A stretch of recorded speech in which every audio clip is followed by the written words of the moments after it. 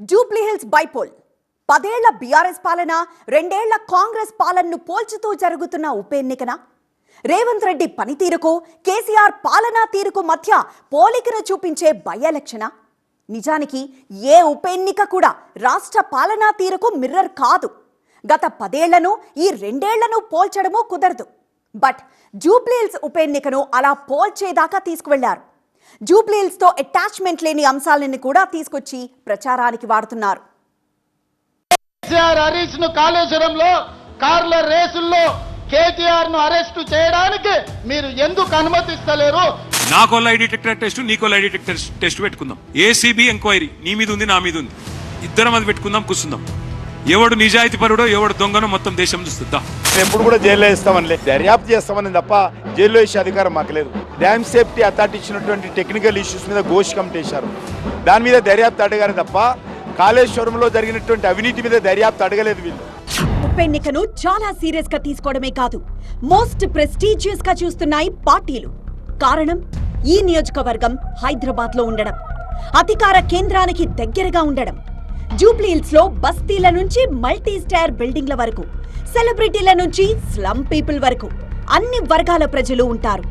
ఇక్కడ వచ్చే result state pulse ను రిఫ్లెక్ట్ చేస్తుంది. అందుకే జూబ్లీహిల్స్ ఉప ఎన్నిక అంత ప్రతిష్టాత్మకం.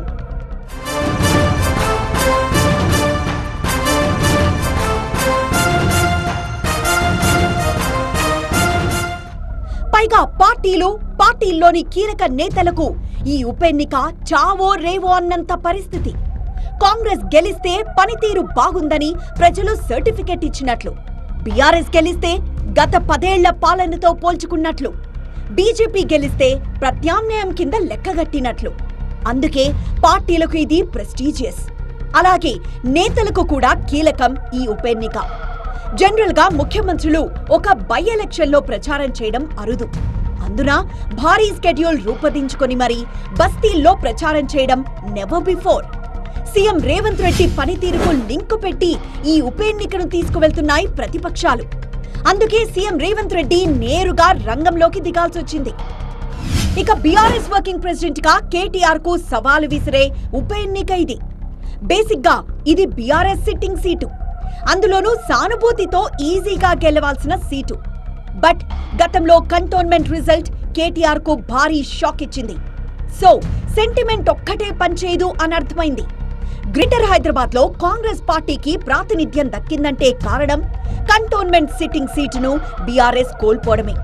సో మళ్లీ ఆ తప్పు జరగకూడదనుకుంటున్నారు కేటీఆర్. అందుకే ఈ ఎన్నిక కేటీఆర్ కి కూడా అంత ప్రతిష్టాత్మకం. ఇక కిషన్ రెడ్డి, రామచంద్రరావుకు సైతం అత్యంత కీలకం ఈ సీటు. సికింద్రాబాద్ ఎంపీ సెగ్మెంట్ లోని ఒక నియోజకవర్గం ఈ జూబ్లీహిల్స్. ఆ సెగ్మెంట్ నుంచి గెలిచి కేంద్ర మంత్రిగా ఉన్నది కిషన్ రెడ్డి కాబట్టి గెలిచి తీరాల్సిన నియోజకవర్గం ఇది. ఇక బీజేపీ స్టేట్ చీఫ్ గా బాధ్యతలు తీసుకున్న తర్వాత రామచంద్రరావు ఫేస్ చేస్తున్న మొదటి ఎన్నిక. అంతేకాదు, గత గ్రేటర్ ఎన్నికల్లో పట్టు బిగించింది బీజేపీనే. సిటీలో కాంగ్రెస్ కి కూడా రాని ఓట్లు బీజేపీకొచ్చాయి. సో ఈసారి అదే టెంపో కొనసాగించడం ముఖ్యం. అందుకే కిషన్ రెడ్డి, రామచంద్రరావుకు ఈ ఎన్నికలు అంత కీలకం. ఒక్క ఉప ఎన్నిక అటు పార్టీలకు ఇటు నేతలకు డూ ఆర్ డై సిచ్యువేషన్ ను క్రియేట్ చేస్తుందా అంటే గ్రౌండ్ లెవెల్లో పరిస్థితి అలాగే ఉంది. అందుకే ప్రచారాన్ని పరుగులు పెట్టిస్తున్నారు. ఇక క్యాంపెయినింగ్ లో తీసుకొస్తున్న అంశాలు చూస్తే దిమ్మ తిరిగేలా ఉన్నాయి. ఎందుకీ మాట అనాల్సి వస్తోంది అంటే జూబ్లీహిల్స్ ఉప ఎన్నికకు ఎక్కడో ఉన్న కాళేశ్వరానికి అసలు సంబంధమే లేదు. కానీ కాళేశ్వరంలో అవినీతి, కేసీఆర్ అరెస్ట్ అనే అంశాల్ని కూడా జూబ్లీహిల్స్ బస్తీలోకి తీసుకొచ్చారు. అసలు జూబ్లీహిల్స్ ఎన్నికల్లోకి కాళేశ్వరం టాపిక్ ఎందుకొచ్చిందనేది ఓటర్ల మెదళ్లను తొలిచేస్తున్న ప్రశ్న. ఎందుకంటే కాళేశ్వరంపై సిబిఐ విచారణ అనే అంశాన్ని ప్రజలు ఎప్పుడో మర్చిపోయారు. అసలు ఆ టాపిక్ పై రాష్ట్రంలో చర్చే జరగడం లేదు. బట్ ఉన్నట్టుండి కాళేశ్వరం కేసును జూబ్లీహిల్స్ ఎన్నికల్లోకి తీసుకొచ్చారు. ఈ కామెంట్స్ నేరుగా బీజేపీపై చేసినవే అయినా ఒక విధంగా బీఆర్ఎస్ బీజేపీని డిఫెన్స్ లోకి పడేసే వ్యూహం. ప్రచారంలో చెప్పాల్సిన అంశాలను కాస్త పక్కన పెట్టి సీఎం రేవంత్ రెడ్డి చేసిన కామెంట్స్ కు కౌంటర్స్ ఇవ్వాలి. సో ఆ లెక్కన కాంగ్రెస్ సక్సెస్ అయినట్లే. కేసీఆర్ హరీష్ మీద సిబిఐ కేసులు కట్టి అరెస్టు చేయమని మేము పంపించినాం. కిషన్ రెడ్డి గారు అంతకుముందు అన్నారు, మాకివ్వండి సిబిఐకి 48 గంటల్లో తండ్రి కొడుకులను చెర్లపల్లి చెంచల్గూడ జైలుకు పంపిస్తామని. నేను ఈనాడు సూటిగా సవాలు విసురుతున్నా కిషన్ రెడ్డి గారికి, మీరు చెప్పింది నిజమైతే, మీరు కేసీఆర్కు లొంగిపోకపోతే, మీరు వాళ్ళు ఒక్కటి కాకపోతే, బీఆర్ఎస్ బీజేపీ ఫెవికల్ బంధనం ఒక్కటి కాకపోతే ఎప్పుడు అరెస్టు చేస్తారో 11 తారీఖు లోపల సిబిఐ ఎఫ్ఐఆర్ చెయ్యాలి. అనుకున్నట్టుగానే పార్టీల నుంచి రియాక్షన్ వచ్చింది. కాళేశ్వరం కేసును సిబిఐకి అప్పగిస్తే 24 గంటల్లో కేసీఆర్ కేటీఆర్లను అరెస్ట్ చేస్తామన్న కిషన్ రెడ్డి ఇప్పటిదాకా ఎఫ్ఐఆర్ ఎందుకు ఫైల్ చేయించలేకపోయారంటూ సవాల్ విసిరారు సీఎం. బీఆర్ఎస్ తో బీజేపీకుండే లాలూచీకి ఇది నిదర్శనం కాదా అనేది సీఎం రేవంత్ రెడ్డి ఆరోపణ. నిజంగా బీఆర్ఎస్ బీజేపీ మధ్య ఒప్పందం లేకపోతే ఈ నెల 11వ తేదీలోగా సిబిఐ దర్యాప్తు ప్రారంభించాలని బాల్ ను బీజేపీ కోర్టులో పడేశారు. బట్ కాంగ్రెస్ ప్రభుత్వం కోరింది కాళేశ్వరంలో అవినీతిపై కాదు, ఎన్డీఎస్ఏ ఇచ్చిన రిపోర్టు మాత్రమే ఎంక్వైరీ చేయమని సిబిఐకి కేసును అప్పగించిందని కౌంటర్ ఇచ్చారు కేంద్ర మంత్రి కిషన్ రెడ్డి. నేను ఎప్పుడు కూడా జైల్లో వేస్తామని దర్యాప్తు చేస్తామని తప్ప జైల్లో వేసే అధికారం మాకు లేదు. కోర్టు వేయాలి, జైల్లో పోలీసు వాళ్ళు కూడా వేయడానికి వీలేదు. డ్యామ్ సేఫ్టీ అథారిటీ ఇచ్చినటువంటి టెక్నికల్ ఇష్యూస్ మీద ఘోష్ కమిటీ వేశారు. దాని మీద దర్యాప్తు అడగారు తప్ప కాళేశ్వరంలో జరిగినటువంటి అవినీతి మీద దర్యాప్తు అడగలేదు వీళ్ళు. ఇక ఫార్ములా ఈ రేస్ కేసు, జూబ్లీహిల్స్ ఉప ఎన్నికకు సంబంధం లేని మరో అంశం ఇది. కేటీఆర్ ను అరెస్ట్ చేసేందుకు గవర్నర్ ఎందుకు అనుమతి ఇవ్వడం లేదనేది సీఎం రేవంత్ రెడ్డి ప్రశ్న. నిజానికి ఇలా సవాల్ చేయడం నేరుగా బీజేపీని టార్గెట్ చేయడంలో భాగమే అయినా బీఆర్ఎస్ బీజేపీ మధ్య లోపాయికారి ఒప్పందం ఉందని చెప్పడం మెయిన్ ఎజెండా. సో ఎప్పుడో మూలన పడిన కాళేశ్వరం, ఫార్ములా ఈ రేస్ కేసులను బయటికి తవ్వి దాన్నో ఎన్నికల అంశంగా మార్చారు. అందుకే జూబ్లీహిల్స్ ఉప ఎన్నిక మిగతా వాటితో పోల్చితే కాస్త భిన్నం. జూబ్లీహిల్స్ నియోజకవర్గ స్థాయి అంశాలను ప్రచారానికి వాడుకోవడం ఎప్పుడో ముగిసిపోయింది. ఇప్పుడు టాపిక్స్ అన్ని స్టేట్ వైడ్ వే. అసెంబ్లీ ఎన్నికలప్పుడు రాష్ట్రంలో అధికారంలోకి రావడానికి కాంగ్రెస్ ఇచ్చిన 6 గ్యారెంటీలను ప్రశ్నిస్తోంది బీఆర్ఎస్. ప్రత్యేకంగా బాకీ కార్డును పట్టుకొచ్చి జూబ్లీహిల్స్ నియోజకవర్గంలోనే పంచింది. నిజానికి వచ్చే అసెంబ్లీ ఎన్నికలప్పుడో లేదా స్థానిక సంస్థల ఎన్నికలప్పుడో పంచాల్సిన బాకీ కార్డు అది. కానీ జూబ్లీహిల్స్ లోనే ఉపయోగించేసింది బీఆర్ఎస్. కేటీఆర్ ఫార్ములా ఈ రేస్ పేరు మీద కార్లు తిప్పి కాంట్రాక్ట్ ఇచ్చి ఎలక్టోరల్ బాండ్స్ 50 కోట్లు కంపెనీ నుంచి వసూలు చేసింది. ఆధారాలతో సహా ఏసీబీ కేసు కట్టి అరెస్టు చేయడానికి గవర్నర్ని అనుమతి అడిగితే 2 నెలల నుంచి గవర్నర్ దగ్గరనే ఫైల్ ఆగిపోయింది. మరి నేను ఇవాళ అడుగుతున్న కిషన్ రెడ్డిని, కేంద్ర మంత్రి మీరు ఎందుకు కేసీఆర్ హరీష్ను కాళేశ్వరంలో కార్ల రేసుల్లో కేటీఆర్ను అరెస్టు చేయడానికి మీరు ఎందుకు అనుమతిస్తలేరు? కాంగ్రెస్ పార్టీ ఆ రకంగా మొత్తం గవర్నర్ వ్యవస్థల చేతులు పెట్టుకున్నారు. ఏదైనా గవర్నర్ ఏం చేయాలన్నా కిలుబొమ్మగా ఉండేది. మాకు ఆ రకంగా లేదు. ఈ గవర్నర్ మేము ఎప్పుడు కూడా ఈ రకమైనటువంటి విషయాల్లో మేము ఆదేశాలు ఇవ్వము.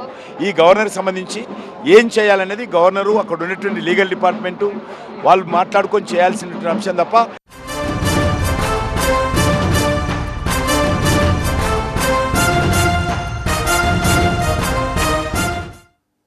ఇది బై ఎలక్షన్ అనే విషయం మర్చిపోయారేమో. జూబ్లీహిల్స్ నియోజకవర్గానికి మాత్రమే ఈ ఉప ఎన్నిక జరుగుతోందని గుర్తులేదేమో. లేకపోతే మధ్యలో లై డిటెక్టర్ సవాళ్లు ఎందుకు వస్తాయి? త్వరలోనే 2 ప్రధాన ప్రతిపక్షాలు విలీనమవుతాయి అనే సీఎం స్టేట్మెంట్ చాలా పెద్దది. కారు ఢిల్లీ వెళ్లి కమలంగా మారుతుందనడం సెన్సేషనల్ కామెంట్. ఒక విధంగా రాష్ట్ర వ్యాప్త చర్చకు దారితీసే టాపిక్. అలాంటి దాన్ని జూబ్లీహిల్స్ ఉప ఎన్నికలో ఎందుకు వాడుతున్నారు? లైవ్ కెమెరాల ముంగట కూర్చుందాం. నాకో లై డిటెక్టర్ టెస్ట్, నీకో లై డిటెక్టర్ టెస్ట్ పెట్టుకుందాం. ఏసీబీ ఎంక్వైరీ నీ మీద ఉంది, నా మీద ఉంది. ఇద్దరం అది పెట్టుకుందాం, కూర్చుందాం. ఎవడు నిజాయితీ పరుడో ఎవడు దొంగనో మొత్తం దేశం చూస్తుందా. ఫార్ములా ఈ రేస్ పై మాట్లాడక తప్పని పరిస్థితి కల్పించడం రాజకీయ వ్యూహంలో భాగం. మెచ్చుకోవాల్సిందే. కాకపోతే జూబ్లీహిల్స్ ఎన్నికలప్పుడే ఎందుకొచ్చింది? ఒక విధంగా క్యాంపెయినింగ్ లో డైవర్షన్ కోసమే. ఇక్కడ సీఎం రేవంత్ రెడ్డి అనుకున్నదే జరిగింది. ఫార్ములా ఈ రేస్ కేసులో ఏమీ లేదన్న కేసీఆర్ లైవ్ లో లై డిటెక్టర్ టెస్ట్ కు రావాలని సీఎం రేవంత్ కు సవాల్ విసిరారు.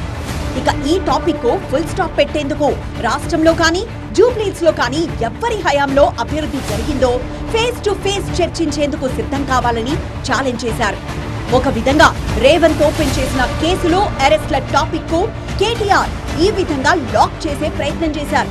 10 ఏళ్ల బీఆర్ఎస్ హయాంలో ఏమేం చేశామో పవర్ పాయింట్ ప్రెజెంటేషన్ ఇవ్వడం చిన్న విషయమేమీ కాదు. బట్ కేటీఆర్ చేసి చూపించారు. జూబ్లీహిల్స్ కు తాము చేసిందేంటో డేటాతో సహా ఎక్స్ప్లెయిన్ చేశారు. ఒక బై ఎలక్షన్ కోసం ఈ స్థాయిలో బ్యాక్గ్రౌండ్ వర్క్ చేయడం అసాధారణ విషయమని చెప్పాలి. సో ఇది జూబ్లీహిల్స్ ఉప ఎన్నిక ఎంత ప్రతిష్టాత్మకంగా తీసుకున్నాయో చెప్పే ఉదాహరణ కూడా. నేను ఈనాడు సూటిగా సవాలు విసురుతున్నా కిషన్ రెడ్డి గారికి, మీరు చెప్పింది నిజమైతే, మీరు కేసీఆర్ కు లొంగిపోకపోతే, మీరు వాళ్ళు ఒక్కటి కాకపోతే, బీఆర్ఎస్ బీజేపీ ఫెవికల్ బంధనం ఒక్కటి కాకపోతే, ఈ ఎన్నికల్లో మీరు ఆత్మహత్య చేసుకొని బీఆర్ఎస్ ను గెలిపించాలని కుట్ర చేస్తలేరా? కాకపోతే జరిగిన అభివృద్ధి, ఇకపై చేపట్టబోయే ప్రణాళికల గురించి కాకుండా పూర్తిగా రాజకీయ అంశాల మీదే జూబ్లీహిల్స్ ఎన్నికల ప్రచారం జరుగుతోంది. ఫర్ సపోజ్ లోక్సభ ఎన్నికల ఫలితాలు వచ్చినప్పుడు కాంగ్రెస్ పార్టీకి బీజేపీకి చెరో 8 సీట్లు వచ్చినప్పుడు ఓ సీరియస్ కామెంట్ వినిపించింది. బీఆర్ఎస్ లో కేసీఆర్ బీజేపీకి తాకట్టు పెట్టారని. అప్పుడు వినిపించిన ఆ డైలాగ్ మళ్లీ ఇన్నాళ్లకు వినిపిస్తోంది. లోక్సభ ఎన్నికల్లో బీఆర్ఎస్ పోటీ చేసిన 8 స్థానాల్లో డిపాజిట్ కూడా రాలేదు. సరే, ఇప్పుడు ఆ విషయం దేనికి?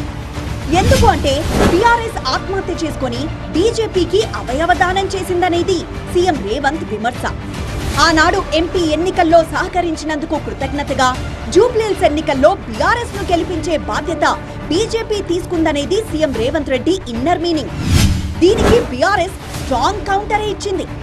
రేవంత్ మోదీలది చోటే భాయ్ బడే భాయ్ బంధమని కేటీఆర్ అంటే బీజేపీకి రేవంత్ ఫేవర్ కాబట్టే బీహార్ క్యాంపెయిన్ నుంచి బయటికి పంపించారని జగదీశ్వర్ రెడ్డి కామెంట్ చేశారు. చోటేబాయ్ వాళ్ళ బమ్మర్దికేమో బడేబాయ్ కాంట్రాక్ట్ ఇస్తాడు. చోటేబాయ్ బమ్మర్దికి 1150 కోట్ల కాంట్రాక్టు బడేబాయ్ ఇస్తాడు. చోటేబాయ్ మంత్రివర్గంలోని మంత్రి మీద ఈడీ రైడ్ అవుతుంది సంవత్సరం కింద.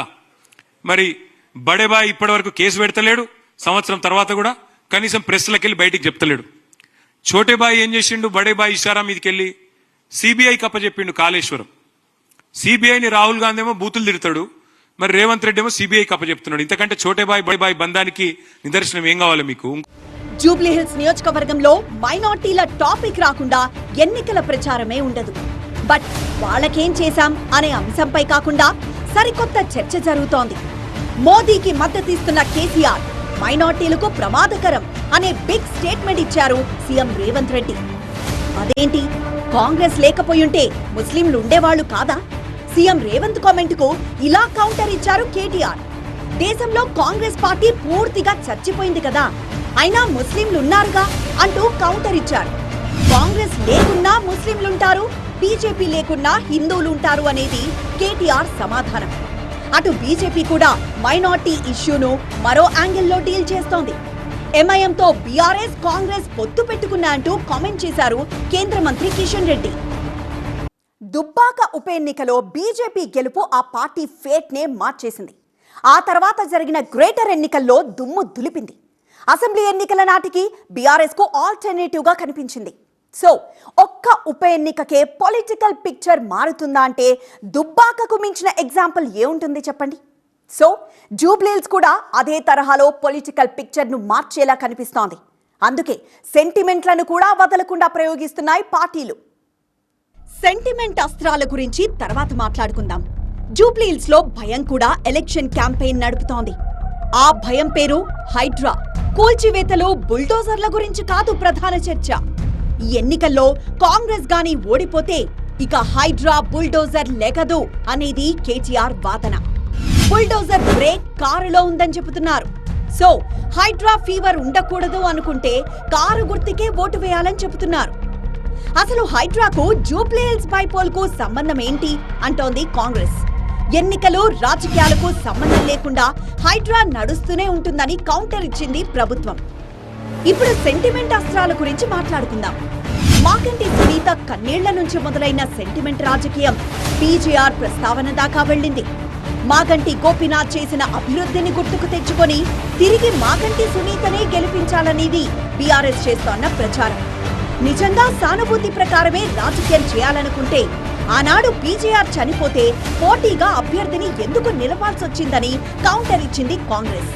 సీఎం రేవంత్ ఎలక్షన్ క్యాంపెయినింగ్ కు దిగిన రోజు నుంచి ఇప్పటి వరకు ఆ ప్రస్తావన లేకుండా ప్రచారం ముగించట్లేదు. ये सब सारे कांग्रेस है तो मुसलमान है, कांग्रेस है तो आपकी इज्जत है. जब कांग्रेस नहीं है अब कुछ नहीं है. బీజేపీ లేకపోయినా హిందువులు ఉంటారు, కాంగ్రెస్ లేకపోయినా ముస్లింలు ఉంటారు, ఎవరు లేకపోయినా అందరూ ఉంటారు, భారతదేశం ఉంటుంది. కాబట్టి ఎవరు ఏమనుకున్నా ఒకటి వాస్తవం, ఇవాళ ఇట్లాంటి అడ్డగోలు మాటలు మాట్లాడే ముఖ్యమంత్రికి ఒక మతాన్ని అవమానించినట్టుగా, కాంగ్రెస్ పార్టీ లేకపోతే ముస్లిం లేకపోవడం ఏందండి?